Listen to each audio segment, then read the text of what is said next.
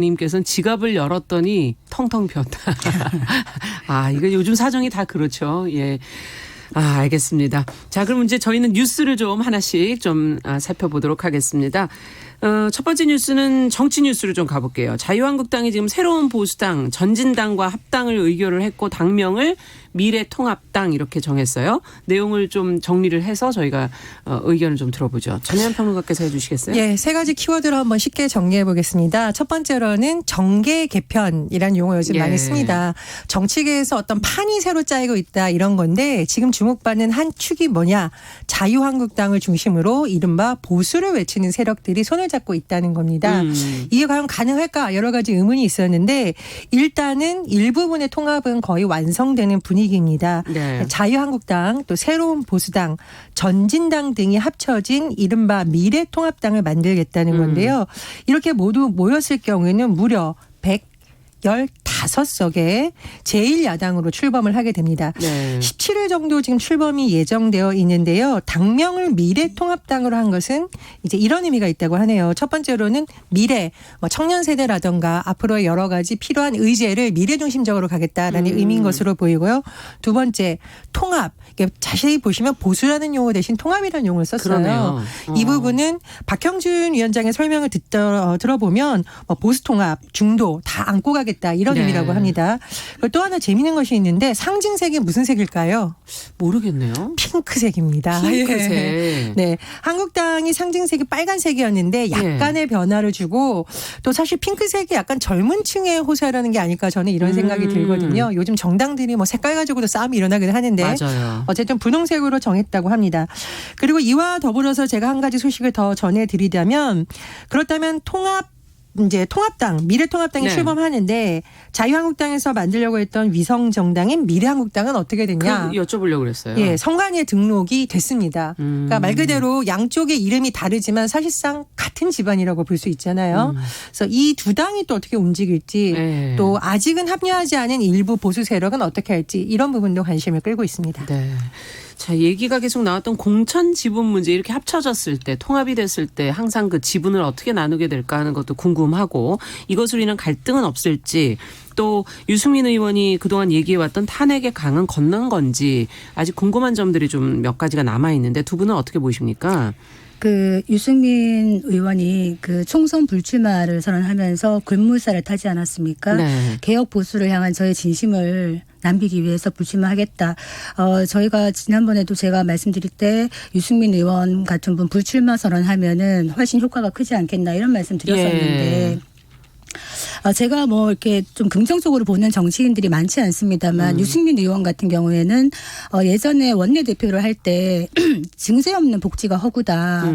이 말을 딱 했을 때 제가 강단이 있구나라고 생각하고 좀 주의 깊게 보기 시작한 의원이었어요. 그런데 그 이후에 몇 년간 행보가 생각보다는 좀 강하지 못했다. 이런 아쉬움이 있었는데 이번에 결정적인 순간에 불출마를 하면서 어떤 보수 통합의 어떤 물꼬를 텄다는 점에서는 저는 긍정적으로 봅니다. 그런데 문제는 이 지금 미래통합당이 115석의 제1야당으로 지금 출범을 하고 있는데 결국에는 아까 말했던 탄핵의 강을 건너자. 탄핵의 강을 건너는데 어떻게 건널 것인가에 대해서 제가 볼 때는 기존의 자유한국당의 보수 우파를 자처하는 세력과 지금 새 보수당이나 통준위에 참여하고 있는 시민단체들 개혁 보수를 얘기하는 단체들 간에 이 탄핵이라는 부분에 대한 어떤 의견 정리가 되지 않았고 일단 그다음에 총선에 있어서 지분 공천권을 가지고 지금 계속적으로 갈등이 있을 겁니다. 유승민 의원은 나는 그런 거 다 내려놨다.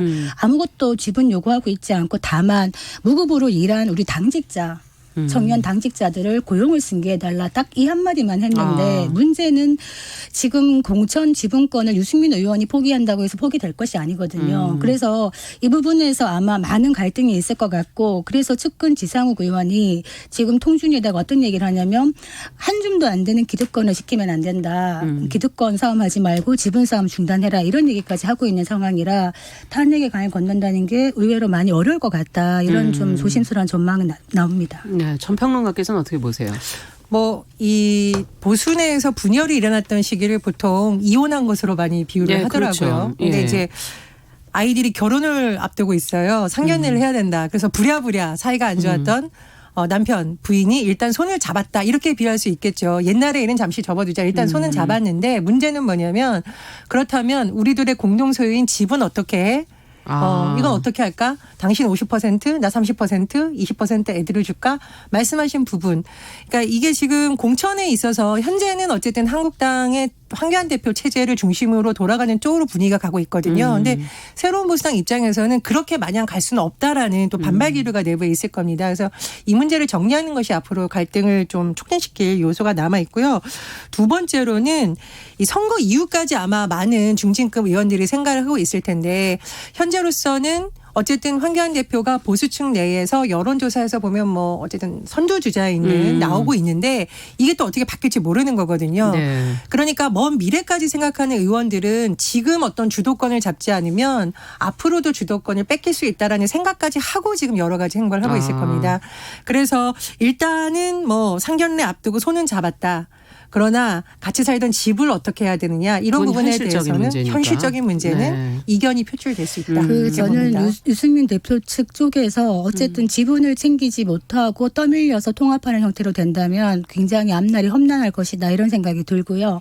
유승민 의원 같은 경우에는 수도권 같은 경우에는 사실은 개혁 보수의 어떤 지지세가 좀 있습니다. 그래서 이번 총선에서 본인은 불출마하더라도 어떤 서울 지역을 좀 맡아서 한번 해보는 것도 나쁘진 않겠다. 이런 생각은 듭니다. 그렇군요. 자, 지금 또 어제 선관위에서 이제 자유한국당의 비례대표용 위성정당, 미래한국당의 정식 등록을 이제 허용을 했는데 안철수 전 의원이 추진하는 국민당의 명칭은 또 불허 결정을 내려놓은 상태고, 안 전 의원 쪽에서는 지금 이 선관위의 고무줄 잣대가 아니냐라는 규탄을 하면서 반발을 했는데 두 분은 이 결과에 대해서는 어떻게 보십니까? 저는 뭐 이 선관위에서 조금 일반 국민들이 보기에 이해하기 어려운 결정을 냈다 이렇게 해석을 네. 합니다. 이것은 뭐 안철수 대표를 중심으로 한 신당을 뭐 지지한다 안 지지한다 이런 것이 아니라요. 제가 보기엔 이거 좀 기준이 좀 불명확하다 이렇게 해석을 합니다. 네. 왜냐하면 안철수 대표를 중심으로 한 이른바 국민당 창준위에서 낸 입장문을 보면 선관위에서 2017년 8월 국민의당이 이미 있는 상태에서 국민 새 정당의 당명을 등록을 허락해 준 적이 있다라는 거죠. 근데 이번에는 또 국민 새 정당이 있는데 왜 국민의당으로 하냐. 이렇게 하는 것이 과연 맞느냐고 문제 제기를 하고 있거든요. 그래서 제가 보기에도 뭐 이 정당을 지지하느냐 아니냐가 아니라 아마 국민당 입장에서는 좀 납득하기 어려운 설명이 아닐까 그렇게 해석해 봅니다. 지금 안철수 창당 준비위원회에서 오늘 선관위에 항의 방문하겠다 그래요. 네. 그러니까 안철수 신당이라는 당면도 이제 못 쓰게 했죠. 그건 네. 일단 이해가 돼요. 일단 개인의 이름을 쓰는 거 맞겠다. 이건 이해가 되는데 이번에 국민당 2016년에 국민의당하고 비슷해서 혹시 거부를 하는 건가 했더니 그게 아니에요. 그러니까 아까 말했듯이 지금 현재 국민 새 정당이 있기 때문에 안 된다. 근데 그 당시에는 국민의당 있을 때 국민 새 정당은 서로 됐거든요. 예. 근데 지금의 국민당은 왜 안 되냐. 차이가 의입니다. 의가 있느냐 없느냐. 국민의 당, 국민당. 그래서 의가 있기 때문에 이거는 발음이 좀 차이가 있었기 때문에 괜찮은데 국민당은 안 된다는 겁니다. 그래서 뭐 저는 안철수 신당에 대한 많은 고민이 있습니다만은 이 부분에 대해서는 선관이라는 게 사실은 공정한 선거 관리를 위한 심판 역할을 하는 건데 이 부분에서 이런 해석은 좀 납득을 일반인들이 많은 논란을 가질 수 있는 해석을 한다는 거는 네. 심판으로서는 조금 문제가 있는 게 아닌가 전 이런 생각이 들어서 안철수 신당 측에서는 많은 불만을 얘기할 수밖에 없겠다 이렇게 싶은데 한마디 덧붙이자면 우리 아까 색깔 얘기하지 않았습니까? 네, 색깔 논쟁이 있었죠. 지금 미래통합당이 밀레니얼 핑크 를 한다 그래요. 지금 색깔이 요새 공부를 많이 하게 되는데 안철수 신당이 지금 오렌지색으로 정하면서 기존에 있던 민중당이 3년째 주황색을 쓰고 있어요. 당색으로 쓰고 있는데 이거에 대해서 가로치기 했다 또 이런 논란이 있어요. 있죠. 그래서 많이 생각을 해보죠. 주황색과 오렌지색이 같은 거냐 다른 거냐 한번 고민을 하는데 이런 거는 사실 어떻게 보면은 불필요한 논란일 수가 있어요. 이런 당을 만들 때 좀 섬세하게 준비를 하거나 아니면 민중당에 좀 미리 양해를 구하거나 이런 게 있었으면은 그렇죠. 덜 할 텐데 이런 더 중요한 일이 많은데 불필요한 논란에 자꾸 빠지는 것은 좋지 않겠다 이런 생각이 듭니다. 네. 저희가 앞서 이제 오프닝에 발렌타인데이 얘기를 했더니 이제 오늘이 110년 전 오늘 안중근 의사 서거일인데 예. 발렌타인데이 뭐 이것을 방송에서 너무 하는 거 아니냐. 예. 하도 어려워서 잠시 얘기해 봤습니다. 자, 지금 3595번님께서는 희한하다. 두 분 선생님 설명이 이렇게 쏙쏙 귀에 들어오냐. 열렬히 청취하고 있다는 의견도 보내주셨습니다. 정용실의 뉴스 브런치 도공감 여성정치연구소 송문희 박사 전혜원 시사평론가 두 분과 함께 뉴스픽 뉴스 살펴보고 있는데요. 자, 이번에는 장애인 운동선수 얘기를 좀 해볼까 해요. 10명 중에 지금 1명이 성폭력 피해를 입었다. 이런 보도가 나왔어요. 이 내용을 자세히 좀 전혜원 평론가께서 좀 전해주시겠어요? 예, 국가인권위에서 장애인 선수 1,500명을 대상으로 조사를 했는데요. 350여 명의 선수가 폭력, 학대를 경험한 것으로 조사가 네. 됐고요. 응답자 10명 중 1명은 심지어 성폭력 피해도 있었다. 이렇게 답한 것으로 드러났습니다. 근데 참 안타까운 건 뭐냐. 가해자 대부분이 감독, 선배 선수였다고 합니다. 답변을 보면 참 끔찍한 일이 많은데 이런 경우가 있었다고 하네요. 그 성폭력 피해를 신고한 이후에 네. 가해자와 같이 그 팀에서 전지훈련을 가야 되는 사례도 있었다. 이렇게 전문가들이 지금 지적을 하고 있는데 이건 정말 그 피해자의 입장에서는 너무나 견디기 고통스러운 어려운 상황 고통스러운 아닌가요? 일입니다. 예. 예. 그렇다면 왜 이렇게 이런 문제가 계속 터질까? 또 왜 이렇게 적극적인 신고를 하기 어려웠을까라고 하고 있는데 피해 선수들이 이걸 외부 기관의 도움을 요청해도 2차 피해가 있는 것으로 또 조사가 됐다고 합니다. 그러니까 해당 기관에서 이 사실을 코치에게 알려주는 거예요. 잘못한 가해자가 먼저 알게 되는 거죠. 그런 경우도 있었고요. 일각에서는 가해자를 옹호하고 또 선수들의 답변을 보면 문제를 일으키는 것처럼 취급받기가 두려웠다. 이런 부분도 나오고 있거든요. 그렇다면 물론 드러난 것도 문제지만 예. 앞으로 이런 문제가 있어도 드러나지 않는 상태로 그냥 묻힐 수도 있다라는 거잖아요. 이렇게 되면 피해자들의 고통이 더 가중되고 문제가 해결되지 않습니다. 그래서 이번에 드러난 상황을 계기로 뭐 문체부라든가 대한체육회라든가 나아가서는 뭐 감사를 했던 감사원 쪽에서도 이 부분에 대해서 어떤 대책을 세울지 고민을 있다고 하는데요. 예. 이런 부분에 대해서 외부 전문가들도 또 문체부도 책임 있게 좀 이 해결 방안을 찾아야 될 것 같습니다. 그러네요. 상당히 심각하네요. 뭐 사실 장애인도 여성도 운동선수도 다 성범죄를 비롯한 폭력에 좀 노출되는 거 아닌가 하는 지금 생각이 드는데 어떻게 해야 될까요? 이런 문제점 어떻게 대책을 마련해야 되는지 두 분의 의견 좀 들어보고 싶어요. 그 여성인데 장애인인데 또 게다가 체육 선수다. 네. 우리가 체육계 미투 얘기를 많이 하면서 왜 그런 게 있느냐. 체육계의 어떤 엘리트 중심적인 그리고 지도자가 아주 특별한 막강한 권한을 하는 어떤 위계적인 이런 질서 이런 얘기를 하고 있는데 거기다가 여성인데다가 장애인인 경우에 네. 특히 만약에 뭐 지적 장애인이라거나 약간의 신체 지체 장애인 이런 경우에는 장애라는 이유로 장애에 대한 편견 때문에 이런 성폭력 피해를 얘기를 해도 좀 무시당하거나 인정받지 못하는 경우가 더 많다는 겁니다. 실제 조사를 해보니까 지금 그리고 그 응답자 절반이 첫 피해 당시가 거의 미성년 시기다. 그렇다면은 이 미성년자인 학생 선수를 좀 더 집중적으로 조사하고 케어하는 어떤 조직이 네. 필요하지 않겠나 싶은데 기본적으로 그 선수들에게 그 성폭력 예방 교육을 원래 이수하도록 의무화되어 있거든요. 그런데 지금 보니까 전체 응답자 중에서 교육 이수했다고 답한 비중이 50%가 안 되는 거예요. 왜 그러냐? 이분들은 이제 몸이 불편하니까 활동 보조인들이 도와주는 경우가 많은데 이 교육도 대신 이수하는 경우가 많은 겁니다. 교육을요? 네. 그렇다면은 이제 이분들이 이런 일을 당했을 때 내가 당한 것이 성폭력인지 이거를 잘 모르는 경우도 있고요. 그리고 이거를 하더라도 어떻게 신고를 해야 되는지도 모르는 경우도 있어요. 그래서 이 운동선수들에 대한 어떤 의무 교육도 해야 되고 또 당사자뿐만 아니라 지도자들 있죠. 지도자들한테 장애 감수성 교육, 인권 교육 이런 걸 해야 되는데 지금 아까 말했듯이 어떤 일이 있었냐면은 2017년에 장애인 조정 국가대표 코치가 언어 폭력과 강제추행을 계속했다 이래가지고 피해자가 3명이나 진술을 했어요. 그런데 네. 어떻게 했느냐? 장애인 체육회가 가해자가 부인한다는 사실만으로 그냥 해당 사건을 해당 단체인 장애인 조정연맹에다가 추가 조사해라고 한 거예요. 그랬더니 장애인 조정연맹이 추가 조사도 없이 그다음 해당 코치 중에서 그 혐의 중에서 언어 폭력만 딱 인정을 하고는 그냥 넘겨버린 거예요. 자격정지 6개월의 솜방망이 처벌을 하고. 예. 그랬더니 피해자들이 직접 고소로 들어간 겁니다. 그래서 2018년에 강제추행 혐의로 실형이 선고가 되었어요. 그러니까 피해자가 3명이나 있는데도 이것들이 이렇게 쉽게 넘어갈 수 있는 이런 어떤 조직. 그래서 장애인 체육회, 대한장애인 체육회는 이 부분에 대해서 더 엄중하게 앞으로 많은 대처를 해야 될 것이다. 그런데 이게 장애인 선수 같은 경우에는 특히 지도자층이 많지가 않아요. 그래서 이 사람이 어떻게 얘기하냐, 감독이 대놓고 얘기하는 겁니다. 내가 잘리면은 이 팀 자체가 없어진다. 이런 얘기를 하면 일생을 걸고 운동하는 장애인 선수들에게는 굉장한 위협이 되는 그렇죠. 것이거든요. 그래서 예. 이런 부분은 장애인 체육회만 맡길 것이 아니라 촘촘한 감시가 들어가야 되는 부분이다. 이렇게 외부에서. 생각을 합니다. 네. 저는 좀 안타까운 것이 이 관련 보도들을 쭉 살펴보면 감사원 감사 결과에서도 이런 부분을 지적을 했었고 무려 한 5번 정도 2008년부터 한 5번에 걸쳐서 문체부에서 개선안을 발표를 했다는 거예요. 예. 근데 좀 안타까운 것이 뭐냐. 이 개선안이 계속 비슷한 내용으로 나오는데 현장에서 이행은 안 되고 있다. 그러니까 좀 안타까운 이 현실을 고쳐야 된다는 목소리가 계속 나오고 있는 거고요. 우리 그 최윤희 신임 문화부 체육관광부 2차관에 대해서 우리 네. 한번 다룬 적이 있습니다.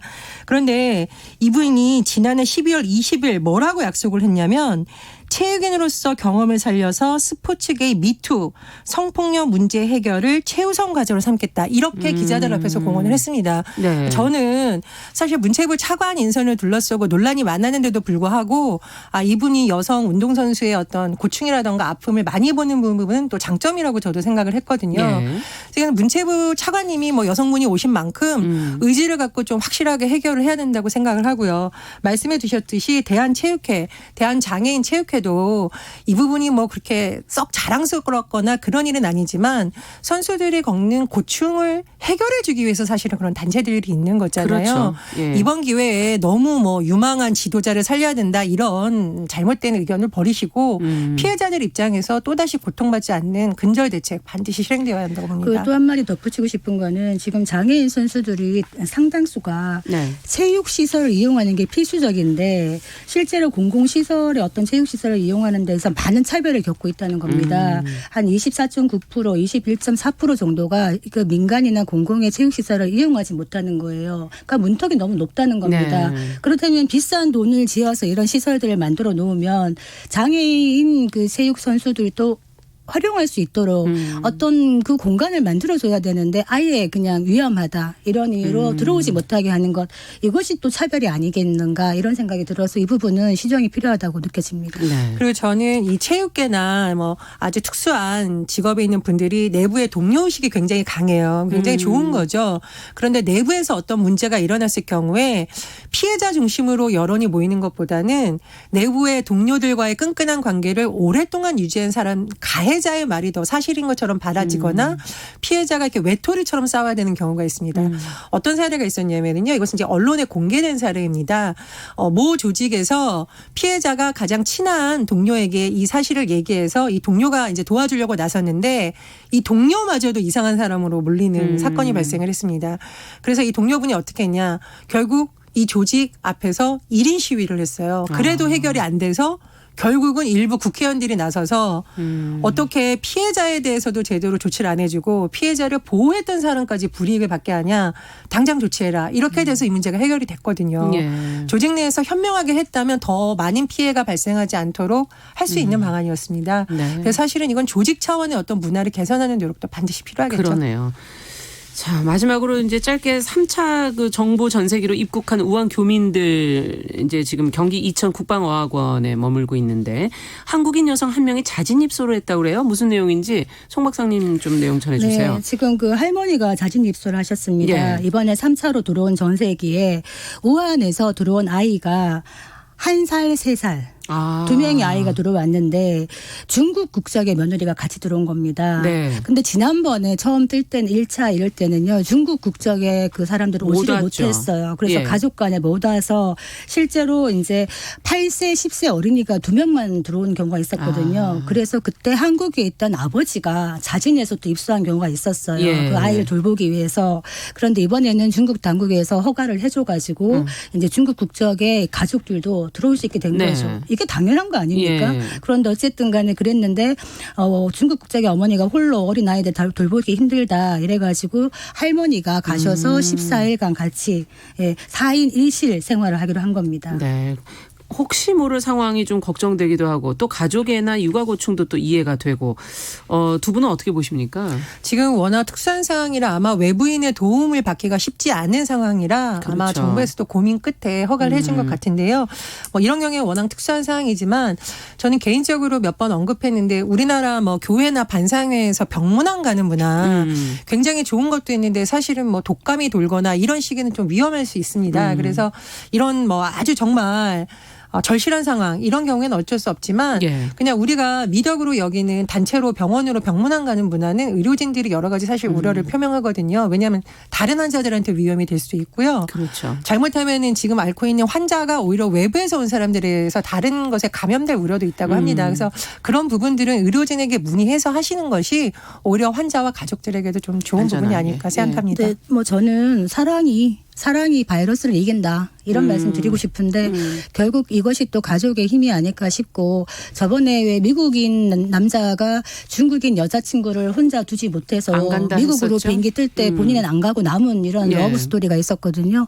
그래서 한편에서는 아직 결혼하기 전이니까 그랬겠지라는 생각도 있습니다만 어쨌든 이 가족의 힘이라는 걸 다시 한번 생각하게 되고 이럴 때일수록 서로 이제 뭐 환자뿐만이 아니라 좀 따뜻한 어떤 눈초리가 필요하지 않겠나. 확진자를 좀 비난하는 이런 댓글 이런 것 좀 피해 주셨으면 좋겠습니다. 네, 지금 제가 앞서 안중근 의사의 서거일이라고 얘기했더니 역시 이 요즘에 정확하게 정보를 알려주시는 분들이 많으세요. 2629번님, 김선명님, 4943번님 사형 선고일이고 서거일은 아니다. 사망은 3월 26일인 것으로 저희도 확인을 했습니다. 감사드립니다. 자, 오늘 두 분과 함께 뉴스픽 진행해봤습니다. 전혜연 평론가, 더공감 여성정치연구소 송문희 박사님. 벌써 금요일이에요. 주말 잘 보내시고 다음 주에 뵙겠습니다. 감사합니다. 감사합니다.